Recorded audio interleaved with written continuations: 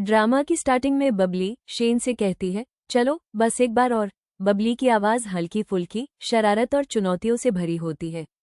वो शेन को किस करने वाली होती है, लेकिन शेन उसको पीछे कर देता है। तो बबली कहती है, यही उम्र है ये सब सीखने की। मैं बस आज और कल की ही तो कह रही हूँ। शेन मजाक में कहता है, कल तुमने 5 घंटे किया, वो भी कम लग रहे थे तुम्हें। अब एक बार और, तो कल अस्पताल में मिलोगी। और शेन बबली को हटाकर सोने चला जाता है।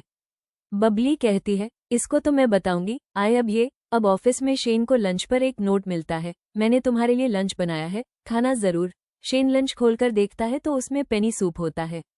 शेन का दोस्त लियो कहता है, लंच में पेनी सूप? तुम्हारी लड़ाई हुई है क्या? कोई बात है तो तुम मुझे बता सकते हो। मुझे पता है बबली परिवार की 9 जनरेशन से है, उसकी डिमांड्स होंगी।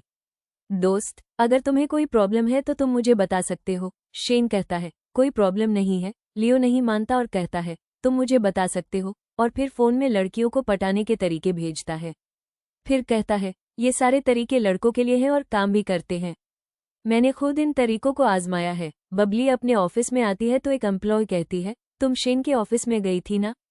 बहुत खुश लग रही हो। इतने में एक लड़की आकर एक्साइटमेंट से बताती है, मैंने शेन के ऑफिस में लंच बॉक्स देखा जिसमें पेनी सूप है। तो सब लड़कियां कहती हैं, ये कौन पीता है? उनको वो सूप पसंद है, तभी वो इतने अलग हैं। बबली ये सब सुनकर बहुत हंस रही होती है और सोचती है, मैंने तुम्हें बचा लिया इन लड़कियों से। अब ये तुम्हारे पास नहीं आएंगी। इतने में एक कॉलीग कहती है, वो फिर भी कितने अच्छे हैं, अब तो मुझे उनकी पसंद भी पता है। बबली सोचती है, ये तो उल्टा ही हो गया। अब अगले सीन में शेन और बबली एक फैमिली फंक्शन में मिलते हैं। बबली ने अपनी एक पर्ल ईयररिंग गिरा दी होती है तो शेन उसको उठा लेता है। बबली शेन को बताती है, तुम्हें पता है, सांग फैमिली का लड़का शो मुझे बहुत अच्छे से ट्रीट करता है। और नूडल्स ही नहीं, मुझे गिफ्ट्स भी देता है। तुम उसको जानते हो? बबली पर्ल लेने वाली होती है, पर शेन हाथ पीछे करके कहता है, इसको मैं रख लेता हूँ। बबली कहती है, मुझे दो। तो शेन कहता है, पहले तुम मुझे दो जो मुझे चाहिए। बबली पूछती है, तुम्हें क्या चाहिए? तुम यहाँ क्या कर रहे हो? तो शेन कहता है, तुम ही यहाँ आ सकती हो क्या? मैं हाइकू की तरफ से आया हूँ। बबली सोचती है, इसको नहीं पता चलना चाहिए कि मेरे रिलेशन क्या है ये शेन से। और कहती है, मैं डैड के साथ आई हूँ। शेन कहता है, तुम किसके साथ? मैंने तो पूछा ही नहीं था। और शेन बबली के पास जाने लगता है और पूछता है, फिर तुम घर कब जाओगी? बबली बताती है, 12 बजे। और वहां से जाने लगती है। तो शेन उसको रोककर उसके बॉडी टच करवाता है। बबली खुश हो जाती है। शेन पूछता है, तुम्हें अच्छे लगते हैं? बबली कहती है, हाँ। और शेन जैसे ही बबली का हाथ हटाता है, बबली फिर से टच करने के लिए आगे बढ़ती है। तो शेन रोककर कहता है, इतना भी तुम्हारे लिए काफी नहीं है। और उसके कान में कहता है, बाकी का तुम्हारे घर पहुंचने के बाद। यशंग बबली को ढूंढ रहा होता है और आकर कहता है, तुम दोनों यहाँ क्या कर रहे हो साथ में? यशंग कहता है, मेरी बात सुनो, ऐसे तो सब तुमसे गुस्सा हो जाएंगे। और अगर मेरी माँ को पता होता कि तुम मेरी वाइफ हो और दूसरे आदमी के साथ।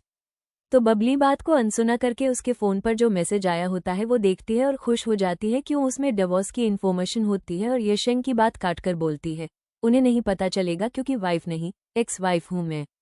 हमारा डिवोर्स हो चुका है। तो यशंग गुस्से में कहता है, कुछ भी मत बोलो। बबली कहती है, मैंने तो तुम्हें पहले ही छोड़ दिया है। यशंग कहता है, तुम्हें लगता है शेन तुमसे प्यार करता है? वो बस टाइम पास कर रहा है, उसे तुम्हारी परवाह भी नहीं है।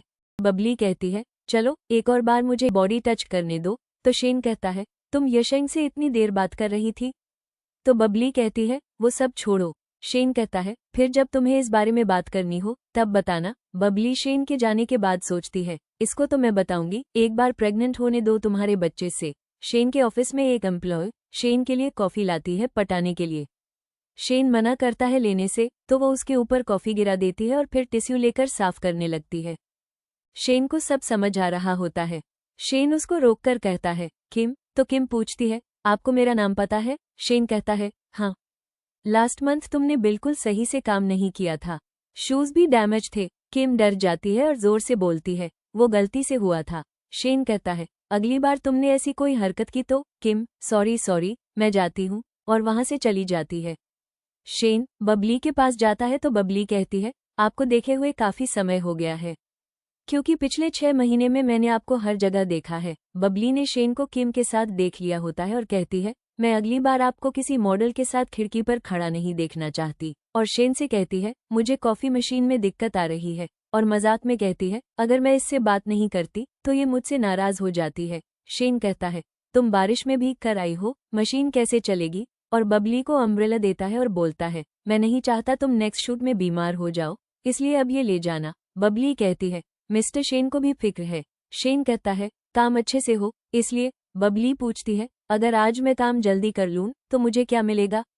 शेन पास आकर कहता है, जो तुम कहो वही। ये सब किम देख रही होती है, फिर सोचती है, इसलिए शेन मुझ में इंटरेस्ट नहीं दिखा रहा क्योंकि ये क्यूट बबली बीच में आ रही है, इसका कुछ तो करना पड़ेगा। किम जाकर मैनेजर से बोलती है, इस बार का ज्वेलरी प्रोजेक्ट आप बबली से करवा लो। मैनेजर कहती है, ये काम तो तुम्हारा है ना?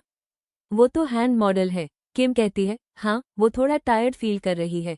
तभी मैनेजर कहती है, ठीक है। किम फिर सोचती है, लगता है अब शेन को पता चलेगा कि वो कितनी काम की है और ये काम कितना मुश्किल है। नेक्स्ट डे शूटिंग में बबली पर ज्वेलरी सूट करती है तो सब खुश हो जाते हैं और कहते हैं, तुम पर कितनी अच्छी लग रही है। ठीक है, अब हम शुरू कर सकते हैं। ये सब शेन देखकर बहुत खुश हो रहा होता है कि बबली कितना अच्छा कर रही है। पीछे से यशंग आकर कहता है, शेन को ज्वेलरी शूटिंग में कब से इंटरेस्ट आ गया है? शेन कहता है, मुझे हर खूबसूरत चीजों में इंटरेस्ट है। तो यशंग देखता है कि शेन किसको देख रहा है और बबली को देखकर कहता है, ये यहाँ क्या कर रही है? ये तो हैंड मॉडल है, इसको मना करो। शेन कहता है, तो क्या हुआ? वो डांसर अब मॉडल है।